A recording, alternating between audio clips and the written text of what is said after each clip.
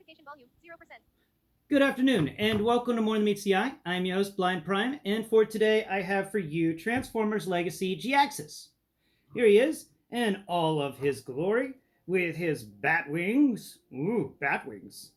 Not to be confused with the Batwing, which is a flying vehicle that Batman has. This guy has bat wings. Not two flying Batman vehicles, but actual bat wings on the sides. If you like what you see here and you want to see more of it, and you want to help me raise awareness for the blind, please go below, like and subscribe and share. And also, if you wouldn't mind, clicking on the link in the pinned comment and either sharing my GoFundMe or helping me out by throwing $5 my way. Every little dollar helps and helps keep this channel going strong. Thank you very much. And let's talk about Batwing here. Jhiaxus, not Batwing. I'm getting myself confused. So first off, we'll give him comparison with little Bumblebee here. Not Bumblebee, Cliffjumper. Cliffjumper goes from we're not going to measure by the tip of the gun. We'll measure by the tip of his nose. Boom, right there. Tip of the nose. Tip of the nose all the way back to... Yeah, okay. So, about half the size of Jhiaxus. He can ride on top of Jhiaxus pretty well. Jhiaxus can fly around with a cliff jumper on top. Okay. So, I think it's pretty cool. Let's get the Lego pad out, and we'll measure Jhiaxus on the Lego pad. And here we go. I know I turned these Lego pad measurements for the robot mode into cool shorts, but for the vehicle mode, I like to just keep it here, because these videos are generally very short. Alright, so we've got 17, 18, 19, 20, 21, 22, 23, 24, 25. He is 25 studs long at his longest, and at his widest, wingspan-wise, he is, there's one edge, and there's the other edge right there, nice. 17, 18, 19, 20 studs wide by his winglets. And he is one fun jet. So we're going to get him talking about him. So first off, I wanted to mention, he's actually a Harrier-style jet. And this is cool. For those of you who don't know, the United Kingdom has a jet called a Harrier, which takes off vertically. It's a VTOL, vertical takeoff or landing, like the American Osprey. Now, this isn't a Harrier. This is not a Harrier at all. I don't think it is. It doesn't have the right wings. It doesn't have anything like it. But it does have VTOL flights. It's got these two rocket engines underneath here. We can actually plug some blast effects into them. Oh, yeah. Blast effects. And maybe we can get... Oh, crap. I think the blast effects I chose are too wide. Oh, most definitely too wide. But they may not be so wide that they can't fit back here. Let's see. And... there we go. Nope. And, yep, too wide for that too. Good grief. I chose the widest possible ones, didn't I? Let's see. Do I have any more to choose from over here in my random assortment of blast effects? Not really. I really need to exchange some of my... Ooh, we got these. Hey, these are actually smaller, so let's see. Oh, that one fell apart. Yeah, well, this one will work. So... we can plug this one into one side. And what's going on here? Oh. There we go. And we got that other blast effect that was all scraggly and weird, and we can plug it. No, we can't. Okay, so anyway, it's got blast effects. You can make it shoot straight up. Sorry, that was a complete fail of my part. I really need to get a bin for these blast effects and start getting them together. Other than that, he's got cool jets on the back that have blast effect capabilities. So we'll talk about his look first, and then we'll talk about his siege ports and stuff. So he's a nice aircraft. He's got a cool nose, but the nose is a little shorter than most aircraft noses that we've come across. The Starscream jet mode and the Conehead jet modes, which will be two jet modes that I'll talk about, and this guy will definitely be getting compared to them. And because... the Starscream jet Earthrise mold and the Thrust Earthrise mold are slightly different from each other. Not much, but still different enough. He's got one like Batwing thing sticking out of his. He's got this rear wing that sticks up on the top of the aircraft. I always forget the name of that. And then his mini pistol actually fits into a siege port on his back, and it is twisted. It's turned just enough to act as like a little bitty wing that's before the bigger center wing in the back. He's got the little bitty bat wings that hang out on either side of the jet mode underneath his pushed back wings, and he's pretty neat. So texture wise, he's got some good textures. He's got a great window, excellent window texture there, and it's got excellent texture coming across the back of this jet. It's not as streamlined and as sleek as you would think it'd be, but it is pretty cool. You've got some air intakes right there, just where the legs intersect with the rest of the transformer. It feels like there's vents in there for air intakes, which, I always say it, I really love the details and the sculpted in details. That's where you win me every single time.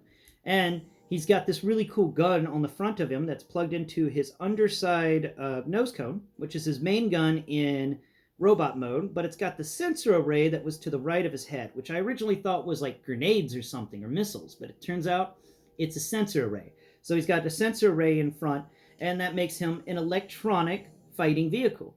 This guy does electronic warfare. He flies over with these sensors and just hits targets with them. And what those targets will then do is these sensors will shoot viruses into their Wi-Fi networks, or take down their radar by doing a small electromagnetic pulse or something like that. Like these electronic warfare machines are deadly in today's world. Seriously deadly in today's world, with how much we rely on electronics to do most everything. One of these guys flying over a Kream, a power facility, could take down power in an entire city. And all they need to do is not even fire a shot. They just fly over it and hit it with advanced viruses that break, advanced learning AI that can break into secure facilities, digital facilities, and deposit viruses that can just take them down. So I think it's an excellent choice that Jhiaxus is, they turned him into such a terrifying vehicle. By adding the sensor array on the front, they have turned him into a terrifying weapon of war. This weapon array on the front also spins, so we're going to spin it from sensor array to crazy gun that sticks out further than the nose of the gun. That is not good for aerodynamics. I mean, the sensor array is not good for aerodynamics, but it keeps falling out of its little hole. There we go. Put it back in. So that's my sensor array thing. The weight of this guy he's a hefty dude, but he's measured in the back, so he is very back heavy, which I'm a little sad about. It would have been cool if you could have balanced this guy or found a way to balance him. I mean, I'm trying to balance him right now, and I can no. Let's see. Can we get him? Can we get him? There we go. Balanced, kind of. He is a fun aircraft. There isn't really a port to plug him into a stand. Yeah, the port gets hidden. His stand port gets hidden. But you can use any one of his 1, 2 on the bottom. Let's see, on the sides, there are none. On the back area, he's got his jets, which are each one. So that's 4 siege ports so far. And not only we're here on the side, not anywhere under the underside of the wing, which is a new thing. This aircraft is the first aircraft that we've gotten that has no siege ports on the underside of the wing, so you can't plug any weapons to his wings, which is a little unsatisfying. I'll be honest. And 4, and then we get 5 siege ports with this one on this top section that his pistol's plugged into. And then we get 6 siege ports, which is the one on the nose cone that the sensor array is plugged into. And that's it for siege ports. 6. And the only ones that are really great for putting on a stand are these 2 on the underside. Or you could plug a stand port into one of the engines in the back. I wouldn't recommend putting a stand port into the front bit here, but you could be like me when it comes to Cyclonus and put a stand port on this top middle section, which was very sturdy connection. It's going to be kind of in the middle, though it's not a balanced port. So it is further back than the underside ports. which will help you out a lot. And I unplugged that guy. There it goes. Plug back in. Okay. Oh, there it goes. So that's my thoughts on it. I think that this is an excellent figure, and I think it's an excellent jet. It is a great, addition to the Transformers Legacy line. I don't have any problems with it. I absolutely love this guy. His transformation is a lot of fun. His robot mode is a lot of fun.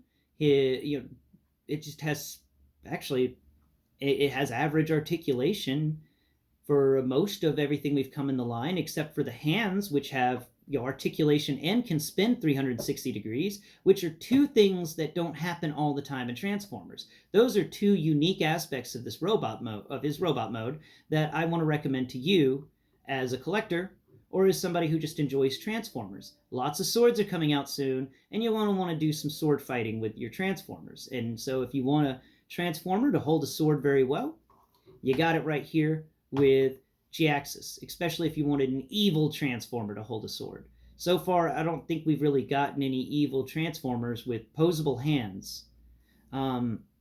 Maybe Galvatron? Maybe, but that's the only one I can think of. Anyway, guys, I would say that out of everything, robot mode, transformation, and vehicle mode all put together, he scores for me an 8 out of a 10. He's a good figure. He's a recommended figure from me. It's a lot of fun to transform. He's got a cool shape. He's sturdy. He's heavy. And I'm just going to keep repeating myself if I continue. So thank you for watching. And please tune in next Prime where we will have something else. I don't have anything off the top of my head, but I will be recording some more LEGO videos tonight and be getting those up in the next few days. The LEGO Cave has done its base mode, its middle mode, and now we're going to go to the end stage, the top. And so we will cover the top mode and discuss how to build the finishing touches, build the top and put the finishing touches on your own cave base.